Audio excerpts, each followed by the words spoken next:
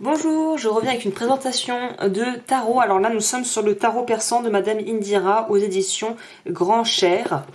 Donc, ça a été réalisé par Colette Sylvestre. Alors, pour être tout à fait transparente avec vous, ce n'est pas une autrice et les jeux qu'elle a pu créer, moi, j'ai pas trop accroché.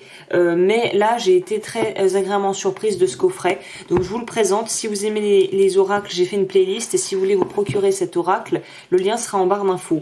Alors, la raison pour laquelle, alors j'ai toujours été attirée par ça depuis quelques temps. Je sais pas pourquoi le tarot de Madame Indira, ça me parlait sans me parler. Donc je sais pas, je pense que d'ici là la vidéo sera sortie, mais si vous voulez savoir comment j'ai fait pour réaliser des boîtes comme ça pour mon oracle, que je trouve beaucoup plus pratique et beaucoup moins encombrante que les énormes coffrets un peu chiants là, bah voilà, j'ai créé une petite boîte pour pouvoir l'utiliser assez régulièrement.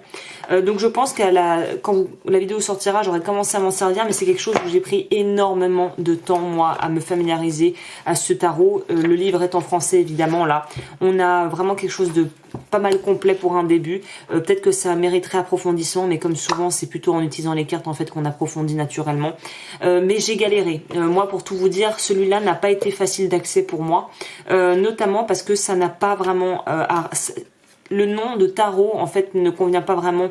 C'est pas vraiment un tarot déjà avec 78 lames. Et ça n'a pas du tout les mêmes fonctions qu'un tarot, on va dire, plus traditionnel. Là, on va vraiment pouvoir axer plus sur de la divination que sur du travail de développement personnel, vous voyez. Donc, je vous montre le dos. Par contre, je trouve que les cartes sont super belles. Le format est très agréable. Je crois qu'il y a 50... Il y a combien de cartes? Je vais essayer de vous dire ça. Je crois qu'il y en a 56. 55. Moi, pour moi, un oracle en dessous de 40 cartes, pardon, pour moi, c'est qu'il manque quelque chose. Donc là, je trouve que c'est un bon ratio.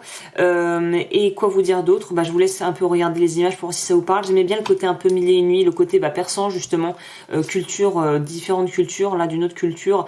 Pour ceux qui font de la taromancie avec les cartes à jouer, avec les carreaux, trèfle, pique, je pense que vous aurez ça sera plus facile d'accès pour vous. Moi, j'ai bien ramé parce que vous verrez dans les interprétations du livre, ce n'est pas comme dans le tarot, par exemple le 6 de denier. Dans le tarot, c'est plutôt une bonne carte. Dans ce tarot là, le 6 des pièces là, c'est pas du tout une bonne carte. Donc après, il n'y a pas de bonne et de mauvaise carte, mais en tout cas voilà, il y a des interprétations qui sont tellement différentes que moi j'ai un peu pagayé pour commencer à m'en servir. Donc évidemment, c'est un tarot que je ne vous recommande absolument pas si vous voulez commencer en taromancie en travaillant sur du tarot quoi. Là, je vous recommande absolument pas ça. C'est plutôt si ça vous intéresse de pouvoir développer vos compétences avec un autre tarot, en tout cas plus sous forme d'oracle d'ailleurs que de tarot, parce que sinon vous allez pédaler. Si vous êtes novice et que vous voulez vous lancer dans la divination, ne commencez pas avec ça. Enfin, ce n'est que mon avis. Après, vous faites comme vous le sentez.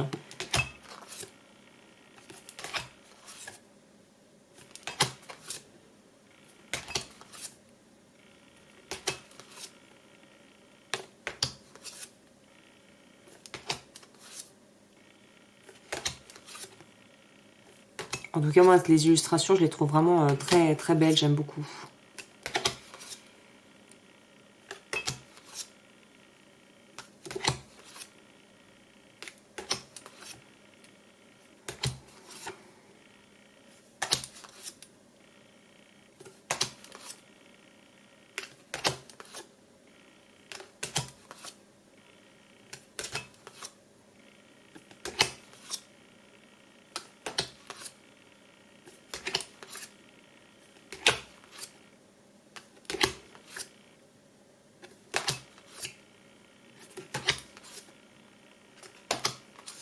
C'est plus axé divination d'ailleurs, plus aspect relationnel d'ailleurs, ou travail à vrai dire.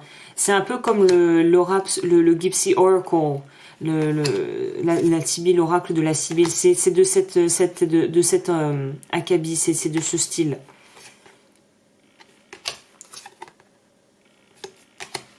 Donc voilà, moi je pense que je vais commencer à m'en servir si ce n'est pas déjà fait dans les guidances, parce que c'est qu'en potassant qu'on devient bon et qu'on apprend à connaître les cartes. Mais en tout cas, celui-là, j'ai trouvé qu'il n'était pas facile d'accès, donc pas vraiment quelque chose que je recommanderais à des gens qui débutent, clairement.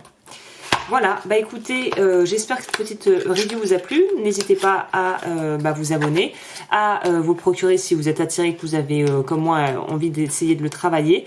Et pour les autres vidéos, tout sera en barre d'infos. Et moi, je vous retrouve très vite pour de nouvelles vidéos et de nouveaux tirages. Bye!